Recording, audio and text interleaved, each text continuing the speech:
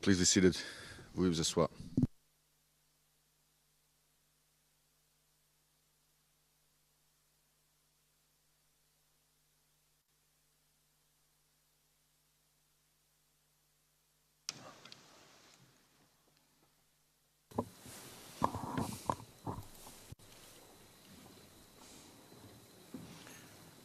Good morning again, Mr. Witness. Good morning.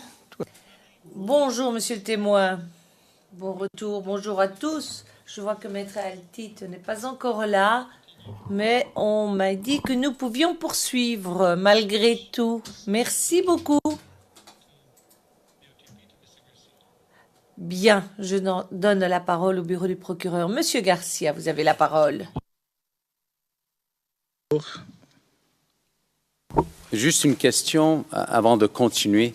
Vous nous avez dit, avant dans votre témoignage, que vous êtes allé à un endroit, une compagnie de télécommunications, si je comprends bien, pour aller rencontrer M. Blégoudet. Est-ce que la compagnie s'appelait Leaders Team? Oui. Oui, Monsieur le Président, c'est juste à l'attention de mon confrère. Le témoin n'a pas parlé de compagnie de télécommunications, s'il vous plaît.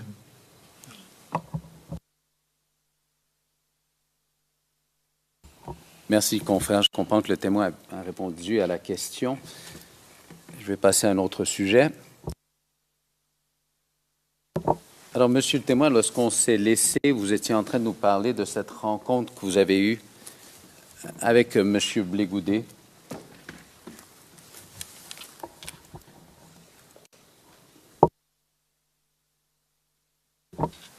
Alors, vous l'avez rencontré, vous nous avez dit brièvement de quoi il avait été question. Qu'est-ce qui est arrivé par la suite? Comment elle s'est finie cette rencontre? Suite à notre rencontre, où je lui ai expliqué l'éloignement des différents axes dans notre région et qui n'étaient pas non plus bitumés, je lui ai dit qu'il fallait qu'il nous aide, qu'il nous soutienne. Monsieur Blégoudet, Charles a promis et nous a remis 16 motos. 16 motos de marque Ninja.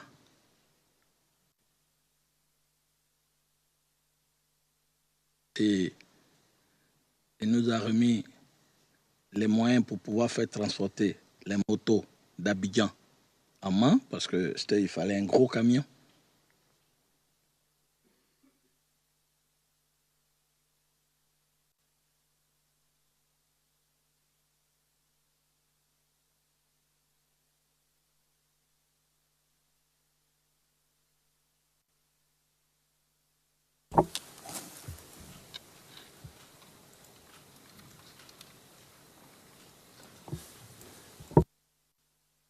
Je veux simplement être certain sur ce que vous venez juste de dire. Est-ce qu'il vous a remis ces 16 motos ou c'est simplement promis les 16 motos? Il a remis les 16 motos. Est-ce que c'était des motos neuves, usagées? Des motos neuves avec les papiers de marque Ninja.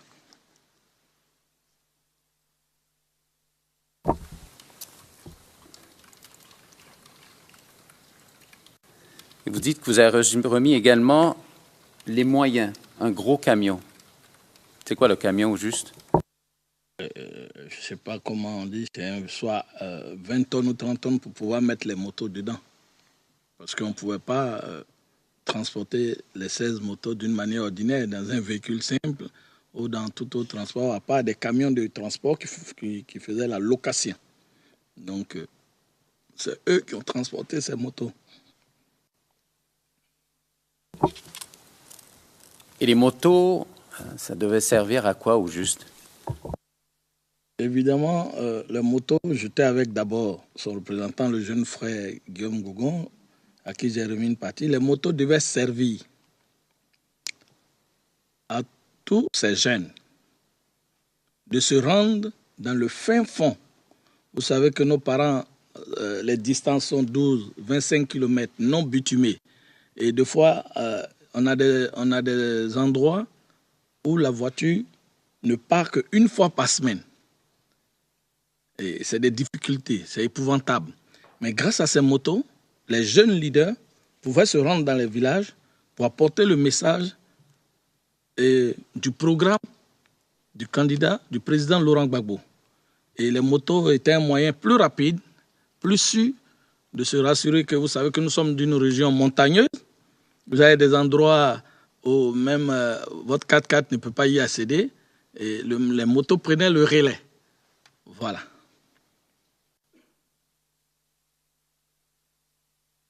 Simplement pour qu'on comprenne bien, et ces motos, elles étaient à vous de les garder par la suite. Il y va de soi que tous les leaders à qui on a remis, c'était un moyen de les stimuler à faire le travail bien, puisqu'ils savent qu'une fois le travail bien accompli, ils gardaient la moto.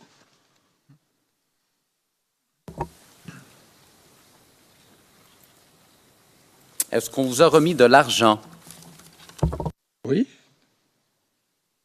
Il nous a remis de l'argent pour payer les frais.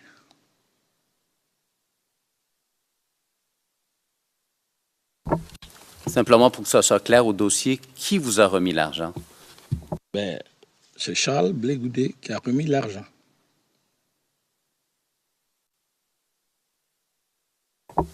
Qu'est-ce qu'il vous a remis en termes de somme d'argent?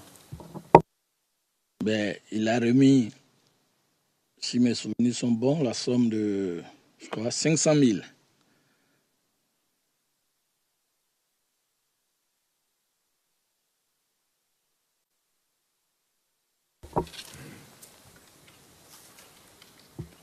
Et vous avez conclu cette réunion avec M. Blé Goudé de quelle façon? Sur quoi est-ce que vous êtes entendu?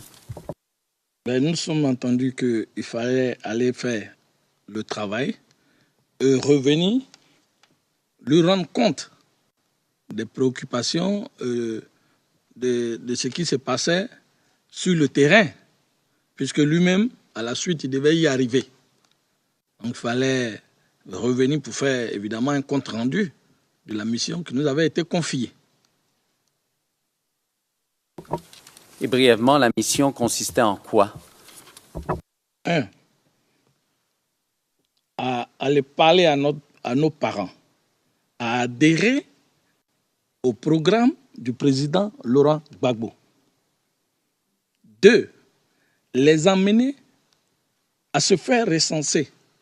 Parce que vous savez qu'à l'Ouest, nos parents, beaucoup ne vont pas se faire recenser et beaucoup n'ont pas de carte d'identité.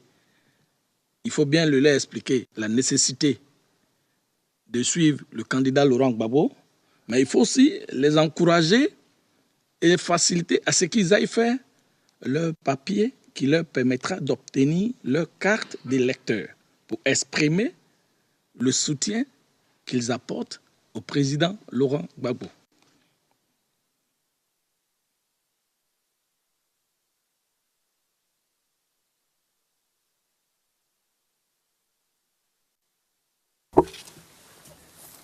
Et vous, personnellement, votre fonction allait être quoi au juste dans tout ce programme, dans cette mission plutôt? C'était d'abord de coordonner, de remettre les motos à ceux qui réellement reconnus sur le terrain par les autres jeunes qui pouvaient faire le travail et de coordonner tout ce travail et de faire un rapport pour venir remettre ça à Charles Blé Goudé.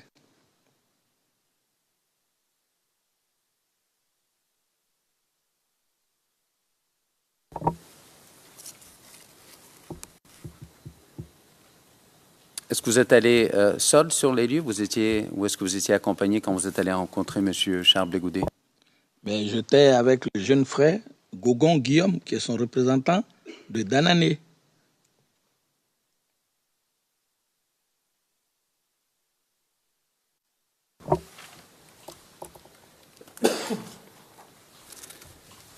Alors, vous êtes retourné. Qu'est-ce que vous avez fait par la suite lorsque vous avez reçu les motos, l'argent, le camion?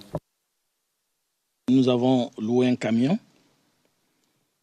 Nous nous sommes rendus à l'ouest. J'ai remis des motos à Gogon Guillaume pour s'occuper de la zone de Zouanien d'Anané. Je lui ai remis une partie de moto.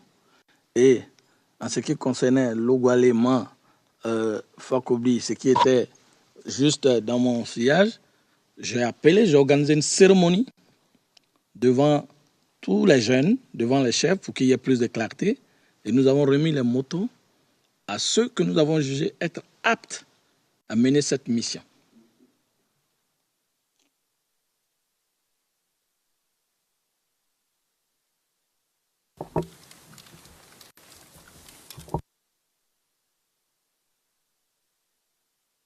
Alors, si je comprends bien, c'est essentiellement une mission dans l'Ouest, dans votre région. Oui, dans le Tonkpi.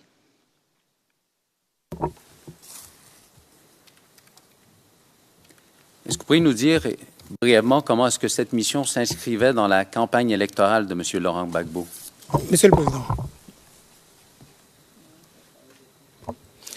Maître Bognon.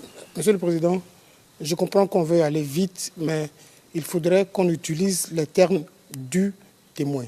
Ça fait plusieurs fois que l'accusation essaie d'aller vite et essaie de mettre ses mots dans la bouche du témoin. Voilà, il faudrait qu'on soit assez précis. C'est pour ça que j'ai fait une objection, parce que le témoin n'a jamais parlé de campagne électorale. Il n'avait même pas situé la période dans laquelle cela s'est passé. À plus forte raison de parler de campagne électorale.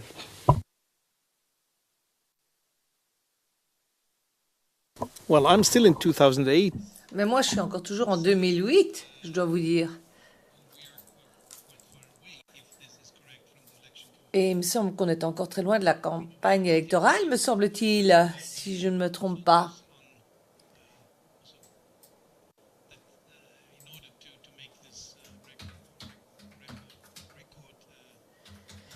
Et je pense que pour qu'à l'avenir, nous puissions plus facilement lire le procès-verbal, ce serait peut-être bien de chaque fois redélimiter de quelle période on parle.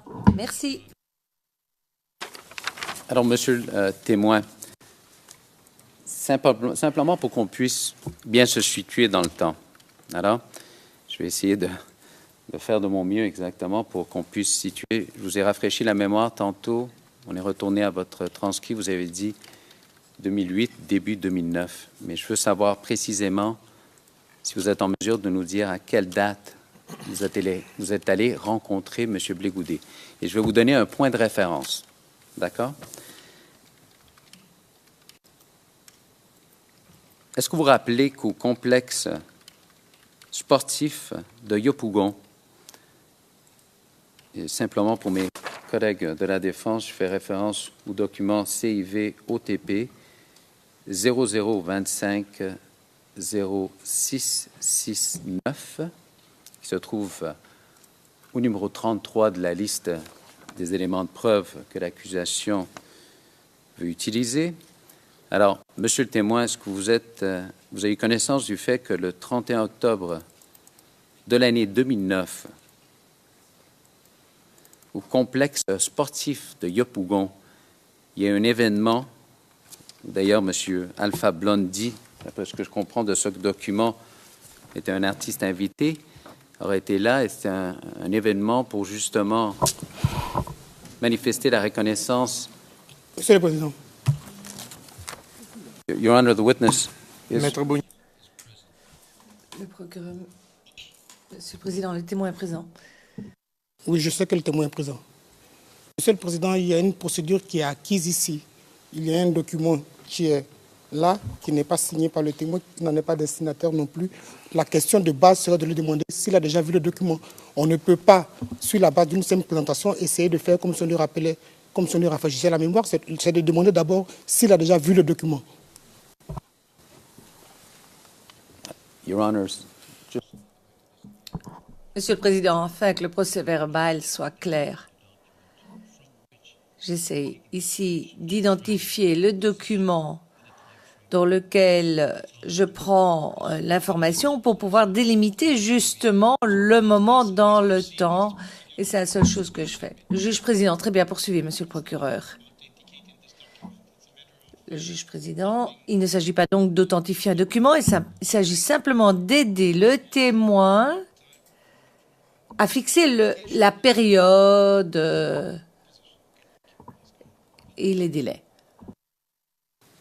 alors, monsieur le témoin, je vais juste reprendre 31 octobre 2009, il y a un événement au complexe sportif de Yopougon, un événement concernant M. Charles Blégoudet, où justement on démontrait la reconnaissance, soutien à M. Blégoudet, et il y avait été également question de justement souligner l'annonce officielle de M. Blégoudet comme directeur de campagne du président Gbagbo pour la jeunesse ivoirienne. Que ça vous rappelle quelque chose, cet événement?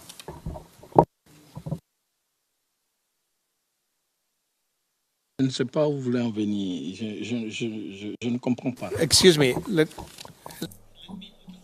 Excusez-moi, je vais vous poser la question et ce sera plus direct. Est-ce que vous êtes au courant de cet événement, de ce fait qui s'est passé le 22 septembre, le 21 septembre 2009? Non, je corrige ma date. Le 31 octobre 2009, au complexe sportif du Yopougon. Est-ce que vous savez ce qui s'est passé ce jour-là? Vous n'entendez pas l'interprétation vers le français? Maybe you. Vous entendez l'interprétation vers le français, monsieur le témoin? Vous entendez l'interprétation vers le français?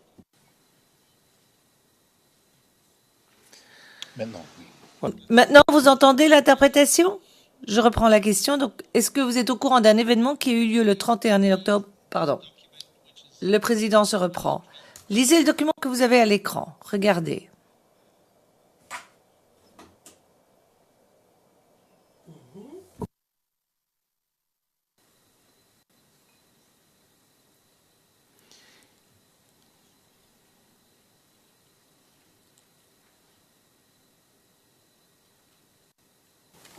Si on pourrait changer de page.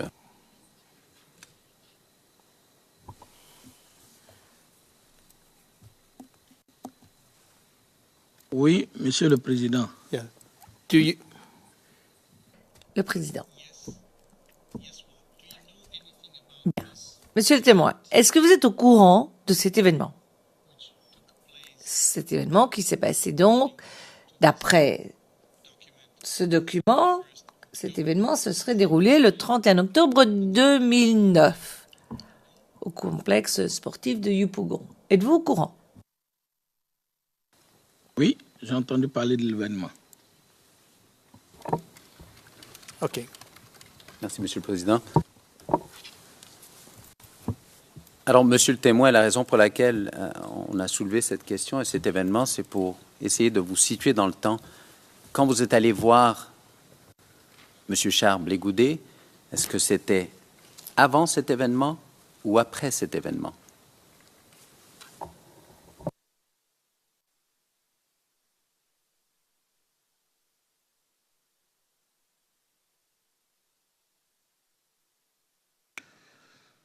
Je n'ai pu vous le dire exactement. Je ne puis vous le dire exactement. Mais non, ça fait si longtemps, je ne peux vous le dire exactement. Alors, je vais vous poser la question d'une autre façon, Monsieur le témoin. Lorsque vous êtes allé voir, lorsque vous avez reçu cet appel de M. Charles Blégoudet, que vous êtes allé le voir, est-ce que M. Blégoudet était déjà, est-ce qu'il occupait déjà la fonction de directeur national de la campagne adjoint pour charger de la mobilisation de la jeunesse, ou est-ce que ça s'est arrivé après? Il n'occupait pas déjà cette fonction. Alors, savez-vous combien de temps après cette rencontre, est-ce que effectivement M. Charles Blégoudet a commencé à occuper, ou être investi de cette position? Combien de mois, semaines? Pour votre respect, je ne me rappelle pas. Je ne peux pas dire exactement, mais ma rencontre avec lui, il n'était pas déjà directeur national de campagne.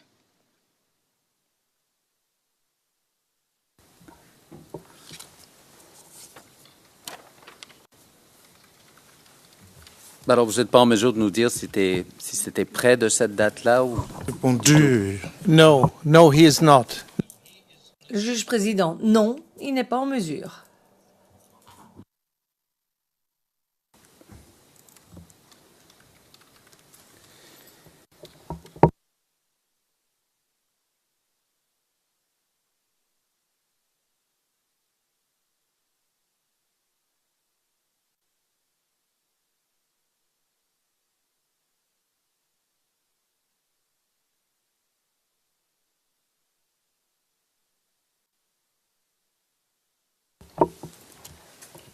Alors, Monsieur le témoin, on s'est laissé que vous êtes parti en mission. Qu'est-ce qui est arrivé par la suite? Vous êtes retourné sur place. Qu'est-ce qui est arrivé? Je comprends que vous avez également témoigné du fait que vous avez remis les motos. Qu'est-ce qui est arrivé après? Ben, par la suite, je suis revenu et j'ai dit à mon jeune frère Gogon Guillaume qu'il était temps de croiser son chef pour lui faire le compte-rendu de la mission qui nous avait été assignée. Et il m'a dit OK, qu'il n'y avait pas de souci. Donc, il m'a appelé un jour pour me dire que nous avions rendez-vous et que je pouvais passer chez Charles Blégoudet. C'est ainsi que je me suis rendu chez Charles Blégoudet, cette fois-ci à Yopougon.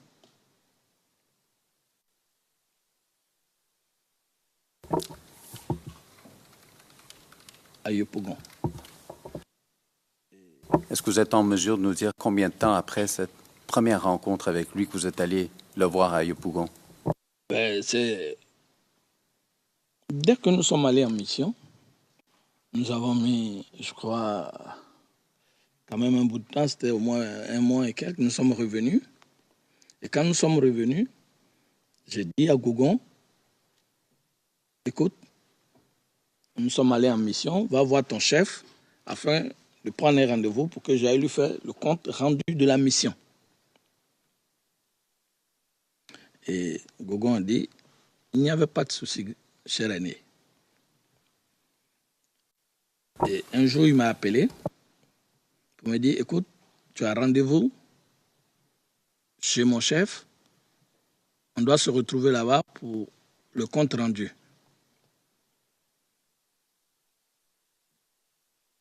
Et nous sommes rendus à Yopougon, cette fois-ci. À Yopougon. Avant de continuer sur ce sujet, monsieur le témoin, est-ce que M. Blégoudet est allé à un quelconque moment dans votre région, dans la région de l'Ouest, pour vous rencontrer? Reformulez la question, s'il vous plaît, je n'ai pas saisi.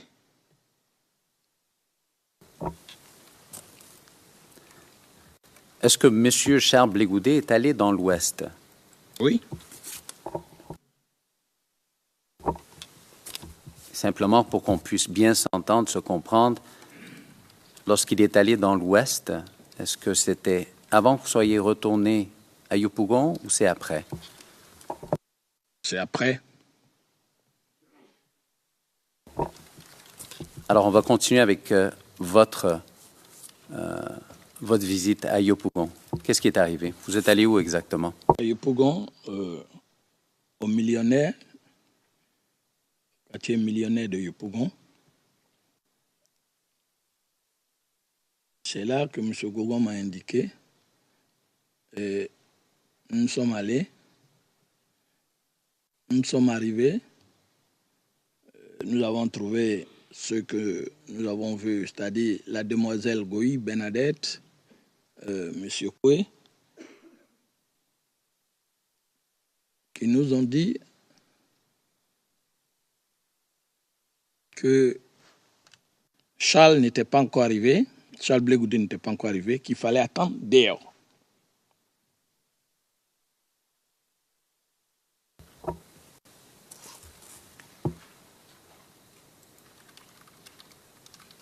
Et l'endroit que vous êtes allé à Yopougon, c'était quoi l'endroit précisément où vous êtes allé, où vous aviez rendez-vous avec M. Charles Blégoudet?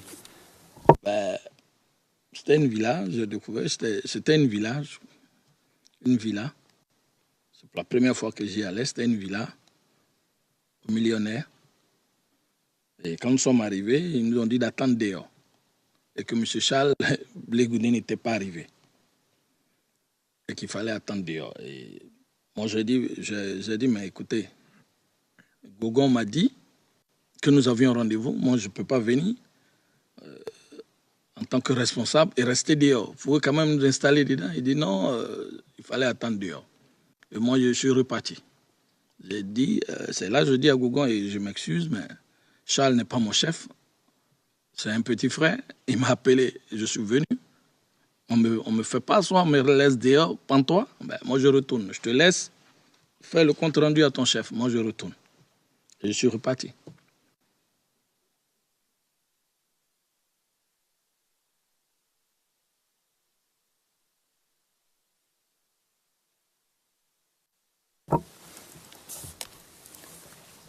Alors, avez-vous revu M. Charles Blégoudet par la suite? Et d'ailleurs, si on m'a fait remarquer, quand vous répondez, prenez quelques secondes, 5 secondes avant de répondre à ma question. Question encore, c'est est-ce que vous avez revu M. Charles Blégoudet par la suite?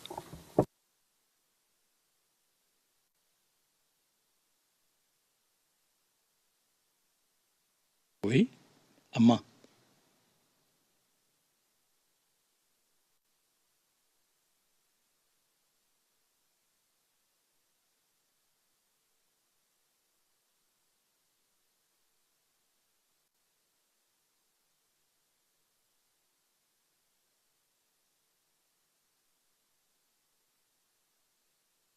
Juste une question avant de continuer, Monsieur le témoin. Vous dites que vous étiez allé au quartier millionnaire, que vous étiez à l'extérieur, que c'est une villa. À votre connaissance, est-ce que c'était la résidence de M. Charles Blégoudet, d'après ce que vous saviez à l'époque ou maintenant?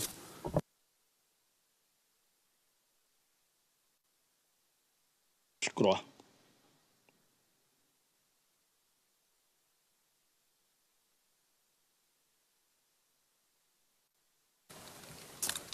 Alors vous dites « je crois » sur quoi? Qu'est-ce que vous fait dire que je crois? Prenez votre temps, prenez quelques secondes parce que il faut qu'on arrive à vous interpréter par la suite. Prenez 5 secondes.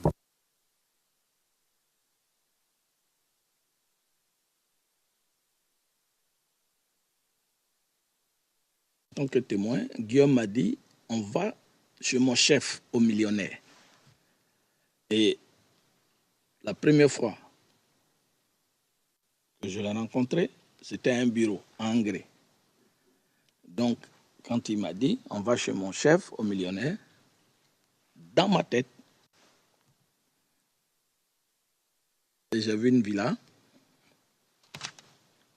c'est un domicile. D'accord. De retour à Mans. Alors, vous dites que vous avez revu M. Charles Blégoudet à Mans. Dans quelles circonstances?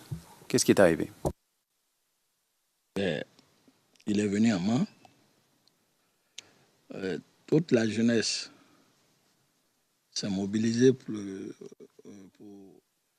un meeting à Mans où il a parlé des bienfaits du programme du président Laurent Gbagbo, je m'excuse, du président Laurent Gbagbo. Et après ça, à son retour, il a fait une escale dans mon village. Mon village est à 16 km de Mans, sur l'axe reliant Logoualé à Mans, sur le bitume, c'est-à-dire c'est bitumé. Il a fait une escale, nous l'avons reçu, nous avons fait des présents, il est resté là, et après, il a continué avec sa délégation.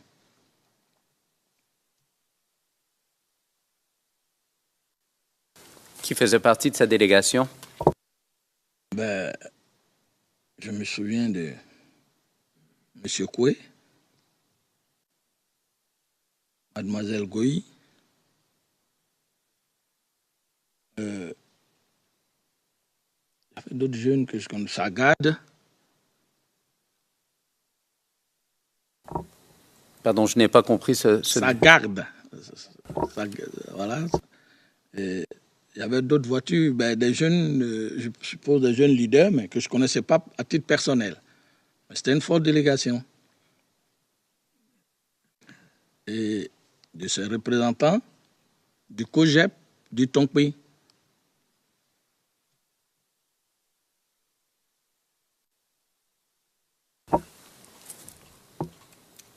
Vous dites sa garde également.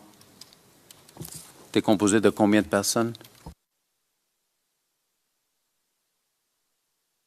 Je ne saurais vous le dire le nom. Il y avait du monde autour de Charles Blé Goudé, mais j'ai vu quand même, quand on dit des gardes, des gens, par leur comportement, c'est vrai que c'est des gardes, 2 ou 3 personnes bien bâties.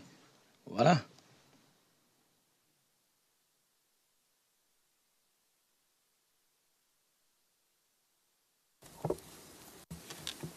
D'après ce que vous avez vu, est-ce qu'ils étaient armés, ces gardes? J'ai vu des personnes en civil, mais bien bâties, qui méritaient respect.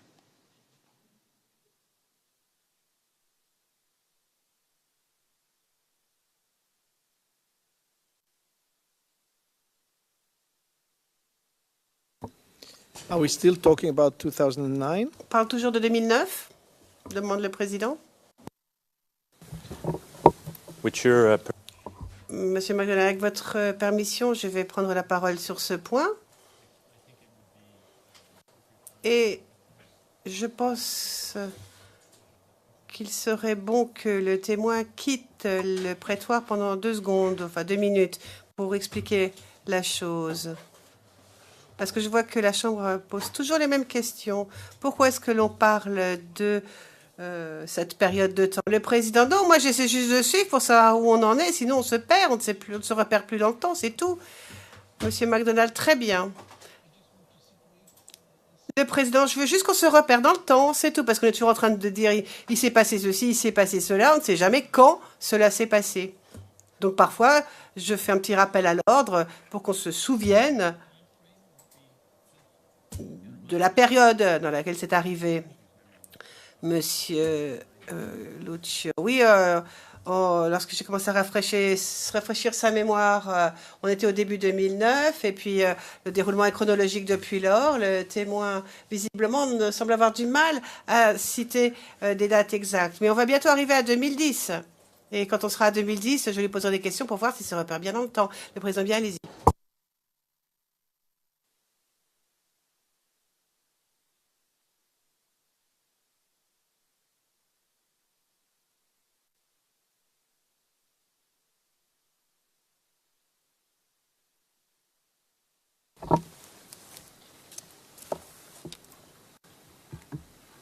Alors, vous dites que M. Blé Goudé est venu, vous l'avez accueilli même dans votre village. Quel était son message quand il est arrivé? Qu'est-ce qu'il venait dire au juste?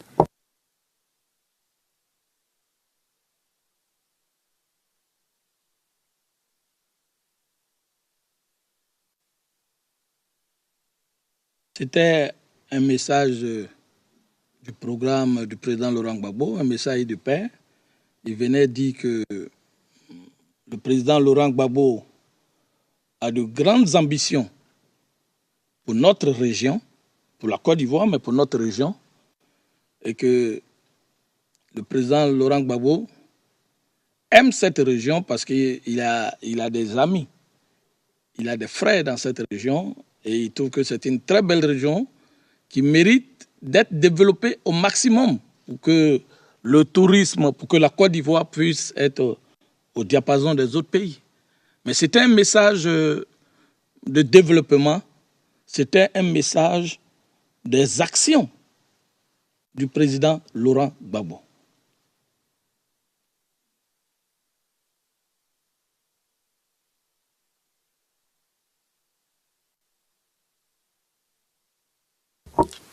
Simplement, encore une fois, si on est capable de se situer, vous allez nous le dire si c'est possible, est-ce qu'à ce moment-là, lorsque M. Blé Goudé arrive, que vous le dites, il est accueilli dans votre village, est-ce qu'il occupait, oui ou non, déjà la fonction de directeur national adjoint de campagne chargé de la mobilisation de la jeunesse? Non.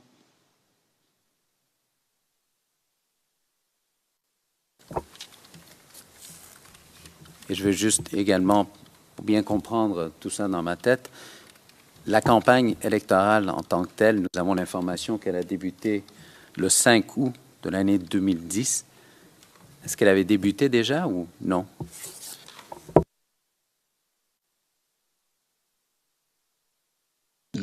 campagne n'a pas débuté, elle a débuté à la date que vous avez indiquée. Alors, continuons, monsieur le témoin. Alors, monsieur Blégoudet est venu dans votre village. Qu'est-ce qui est arrivé par la suite?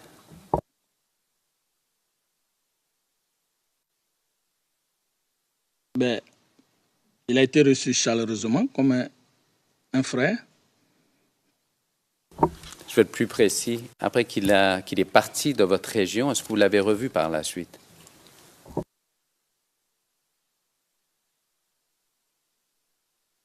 Je l'ai revu lorsqu'il fallait choisir le représentant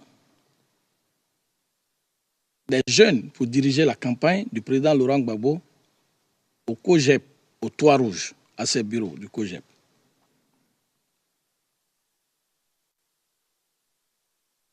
Bon.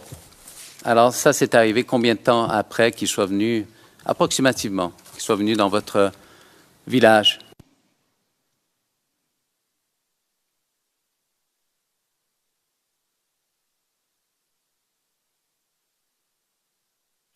Mais ça, c'était arrivé après qu'on l'ait nommé directeur de campagne et qu'il fallait maintenant choisir ces différents représentants dans les régions pour décentraliser l'action de la campagne du président Laurent Gbagbo. D'accord. Alors, si je comprends bien, c'est après le 31 octobre de l'année 2009.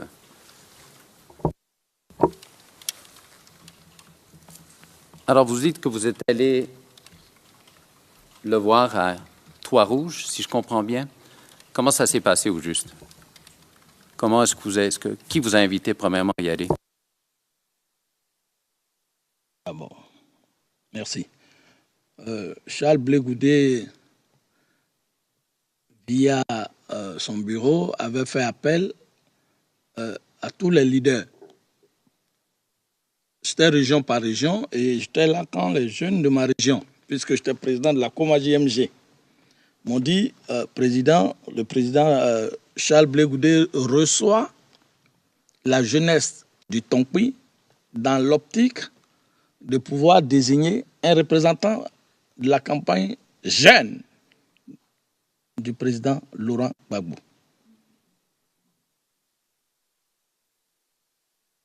Nous nous sommes rendus au Toit Rouge, à ces bureaux du COGEP, avec tous ces jeunes leaders.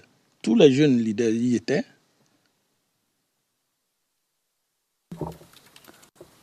Simplement, lorsque vous dites tous les jeunes leaders, c'est les jeunes leaders de quel endroit? Rappelez-vous de la règle des 5 secondes.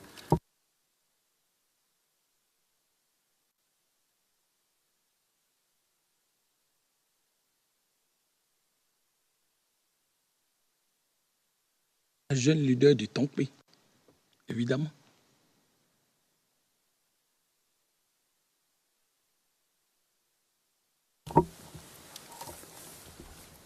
Alors, continuez, vous êtes arrivé sur place. Qu'est-ce qui est arrivé?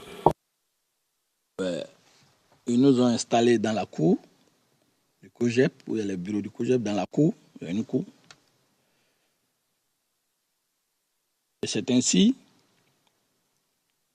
qu'un de ses représentants est venu, puisque Charles n'y était pas encore, est venu nous trouver pour dire que le président Charles Blégoudet vous a fait venir depuis sa nomination en tant que directeur national adjoint de campagne chargé de la jeunesse du président Laurent Gbagbo. Il a reçu les autres régions. Aujourd'hui, c'est le tour de votre région afin que vous puissiez donner un représentant qui pourrait conduire cette campagne en harmonie avec la direction dont il était le président. Soit par consensus, soit par voie démocratique. Et évidemment,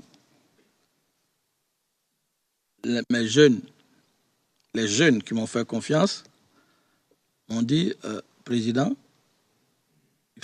il faut que tu te présentes. J'ai dit, bon, il n'y a pas de souci, puisque vous le souhaitez, ça. Vous êtes sûr, il dit oui. Et en face de moi, il y a eu un aîné, un frère aussi qui était candidat, en l'occurrence le pasteur Gami.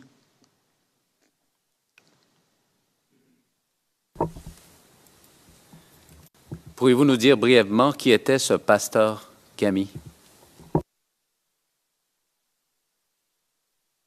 Pasteur Gami, je le voyais là pour la première fois, mais nous sommes de la même région parce qu'il est du Tonkpi. Et j'avais entendu son nom lorsque j'étais en France, qu'il dirigeait, je ne sais pas, une milice ou quoi. Mais son petit frère travaillait avec moi et Franck Gueye, qui s'appelle Bibo. Et c'était là que je le voyais pour la première fois.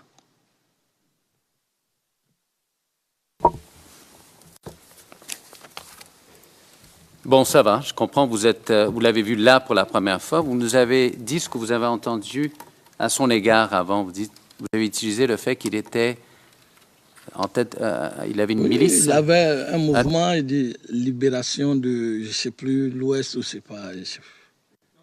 Please do not overlap. Ne parlez pas tous en même temps. Ne parlez pas tous en même temps, sinon, premièrement, on ne comprend pas ce que vous dites. Deuxièmement, ce n'est pas consigné au transcript.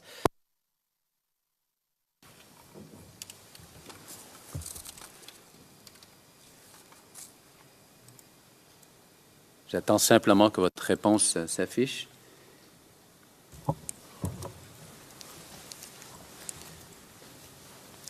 Alors, vous avez dit... Chers confrères, excusez-moi de vous interrompre.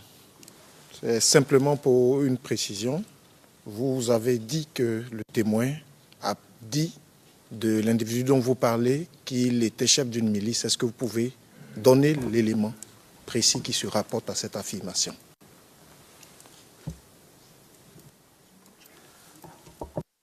À mon souvenir, je n'ai pas utilisé chef de milice.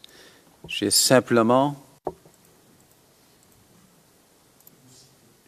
dit qu'il avait une milice.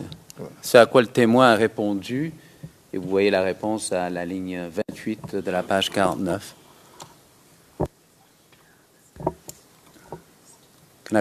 Je pourrais peut-être continuer, Monsieur le Président. C'est parce qu'avant, le témoin n'avait pas fait référence à cela. Voilà. Et vous avez évoqué une déclaration antérieure du témoin. Just for the record, Your Honor, the witness... Pour le compte rendu, je tiens à dire que le témoin a fait référence à une milice. Le président, oui, certes. Mais il y a toujours chevauchement. Vous parlez toujours en même temps. Alors, reposez la question à partir de zéro et on verra bien où on arrive.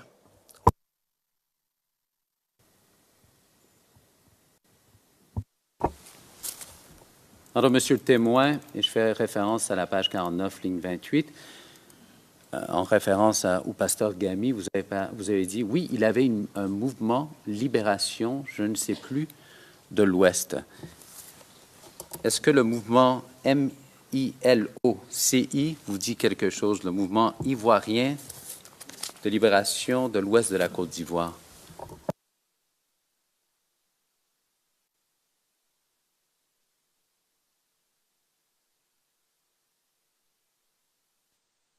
Oui, à travers la presse.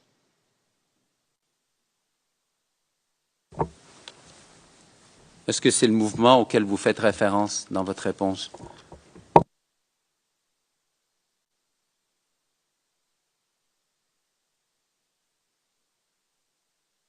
Encore une fois, je vous répète que le pasteur Gami avait un mouvement, je ne savais pas lequel puisque je le voyais, mais je connaissais son petit frère qui travaillait avec nous.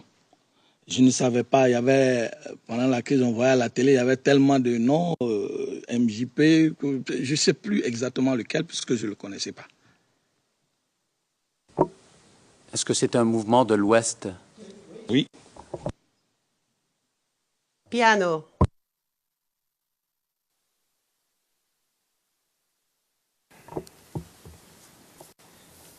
Vous avez également parlé d'une milice. Quel genre de mouvement est-ce qu'il s'agissait-il d'après vos connaissances?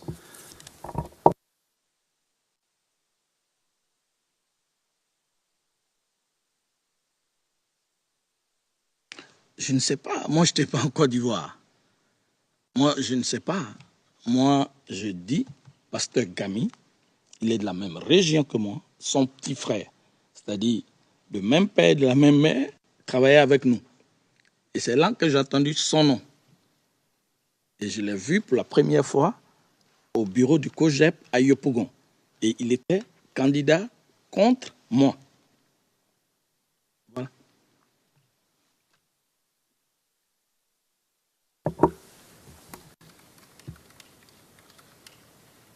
Alors, on utilise le nom, le terme Pasteur Gami. Est-ce que vous connaissez son vrai nom? Est-ce que vous l'avez appris? Est-ce que le nom Diomande Aboulaye vous dit quelque chose?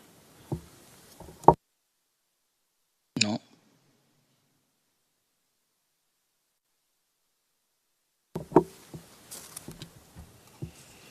Monsieur le Président. Maître Bougnon. Allez-y. Je suis obligé de me lever encore une fois. Je l'ai fait remarquer tout à l'heure. Cette manière de faire de l'accusation n'est pas acceptable. Je veux dire, voilà, on peut poser une question, on attend la réponse. On ne peut pas suggérer sans aucune base un nom dans le vide comme ça au témoin. Je pense que ce n'est pas acceptable et on ne peut pas continuer ainsi. Si on veut qu'on laisse les choses se faire et qu'on n'ait pas à objecter chaque fois, il faudrait que les règles soient respectées.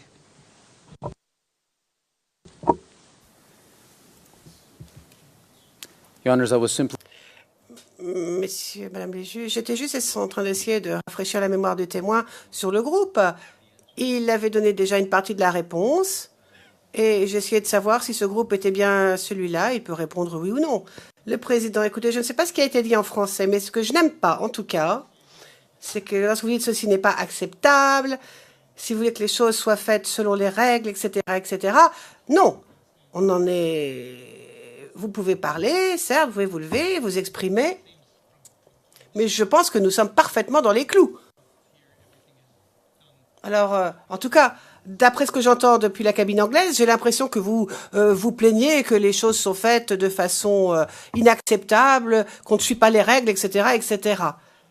Et ce n'est pas le cas. Donc, moi, je demande à monsieur le procureur, cela dit, de poser des questions concises, et d'obtenir les réponses qu'il souhaite et de ne pas aller au-delà. Merci, allez-y.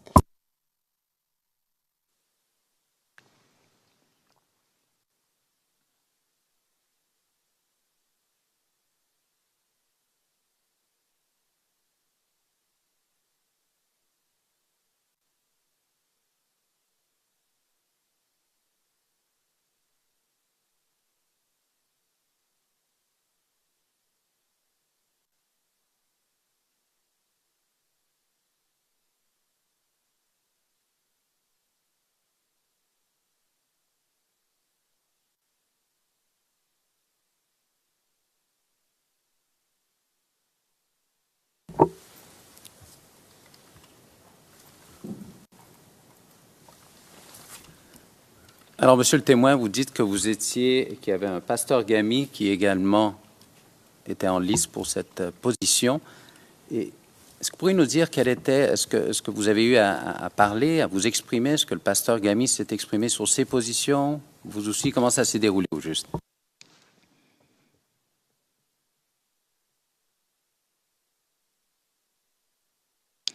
Oui, nous avons eu chacun un moment pour convaincre la jeunesse d'Itonkpi. J'ai donné mes arguments, je me suis présenté, j'ai dit que je maîtrisais nos us et coutumes. J'étais avec Franck Gueye, fils de feu, le général Robert Gueye, ce qui m'a permis de connaître toute la région. J'ai eu la chance, je l'ai dit, de mériter la confiance de toute la jeunesse qui m'a mis à la tête de la Coma JMG. Et par la suite, j'ai eu le coup de fil de Charles Blé-Goudé qui m'a fait confiance pour me donner des motos que j'ai données à la jeunesse. J'ai donné mes arguments.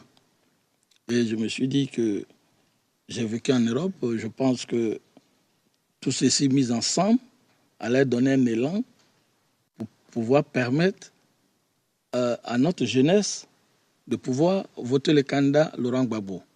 Et j'ai aussi précisé que puisque dans le district du Tongpi, il y a les Wè.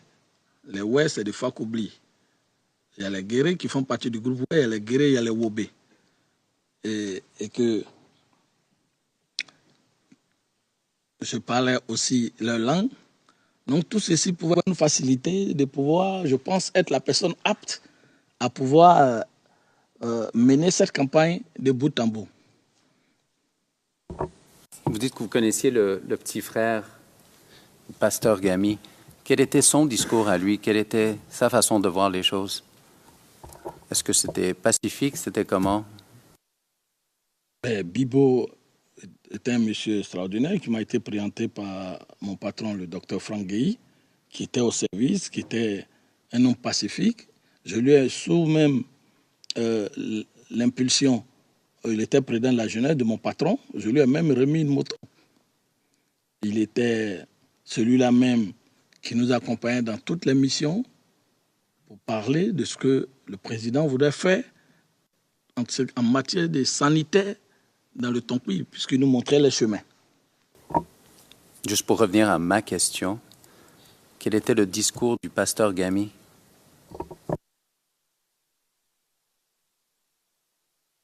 Le pasteur Gami s'est présenté. Je suis le pasteur Gami, vous me connaissez. Voilà, Yake, il vient d'arriver. Nous sommes ici il y a longtemps. Et faites-moi confiance. Voilà. Vous avez fait mention de libération de l'Ouest. Est-ce que ça faisait partie d'un de ses objectifs, de son mouvement?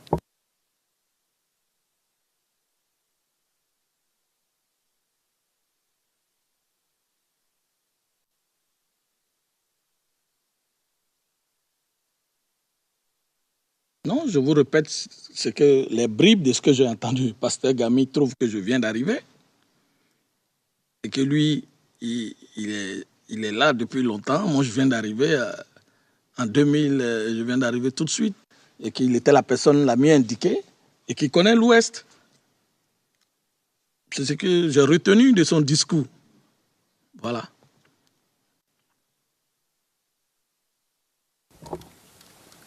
Je vais vous reposer la question. Très simple. Vous avez mentionné il y a quelques instants la libération de l'Ouest, en référence justement avec le pasteur Gami. Oui. Alors, qu'est-ce que vous avez entendu à cet égard? Quel était l'objectif par rapport à la libération de l'Ouest?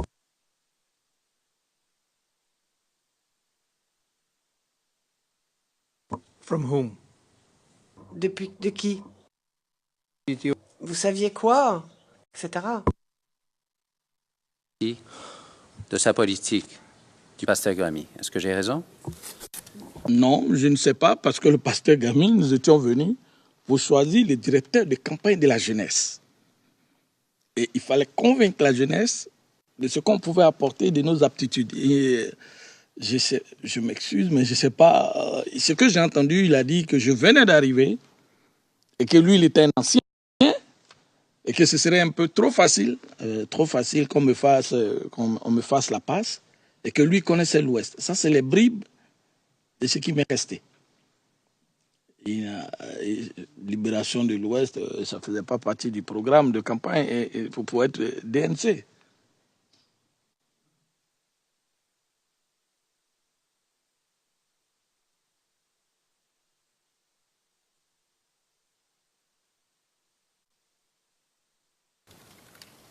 Et je fais référence à la page 00620531, ou ligne 675 à 677. Et je vous cite, il y a eu un autre candidat qui s'appelle le pasteur Gami, qui est en exil. Pasteur Gami, qui était un pasteur qui avait un truc GPP, un truc militaire.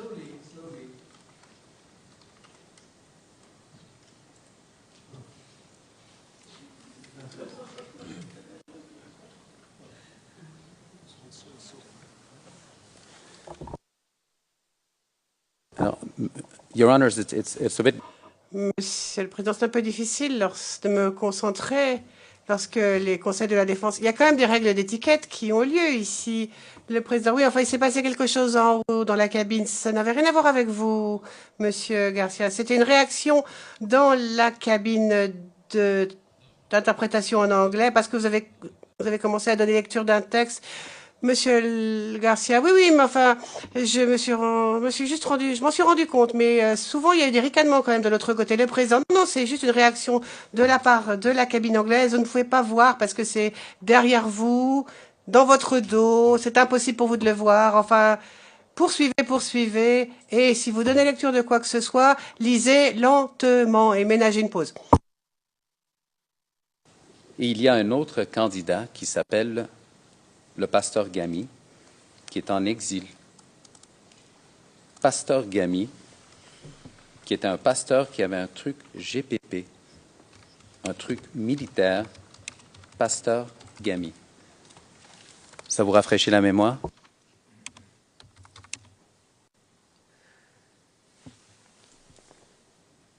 Oui, je dis, pasteur Gamy, oui, je me souviens, le pasteur Gamy, il était en exil avec nous au Ghana. Et si vous voyez, monsieur, je dis, il avait un truc, parce que je ne le connaissais pas. Je ne pouvais dire exactement, mais ce que je sais, on l'appelait pasteur Gamy, et il avait un truc, je le répète, je me souviens, de libération, quelque chose de l'Ouest. Il se prévalait de ça. Mais je ne sais pas si c'est le GPP, MJP, il y avait tellement de choses qu'on avait vues dans la presse, je vous l'ai dit encore, je vous l'ai dit. Donc, pasteur Gamy, je l'ai vu en exil au Ghana. Alors, vous confirmez que c'est un truc militaire, comme vous l'avez dit aux enquêteurs.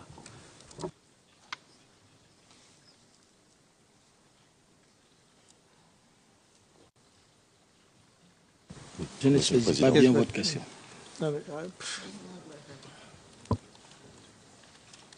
Maître Altit. Le président Maître Altit. Monsieur le Président, que vous alliez réagir comme moi. Ce n'est, à notre sens, pas une question, je fais objection. Est-ce que c'est un truc militaire? Ça n'a pas de sens, enfin. Non, military. Oui, un truc militaire, ça ne veut rien dire. Un truc militaire, ça ne veut rien dire. Cela dit, on a la réponse. Il a pris une position par rapport à ce qu'on lui a lu, qui était tiré de la déclaration. Alors, vous pouvez poursuivre, on a la réponse. Enfin bon, donc, comme je dis, on s'arrête maintenant? Non, on va s'arrêter. Maître Zoukou, qu'avez-vous à dire?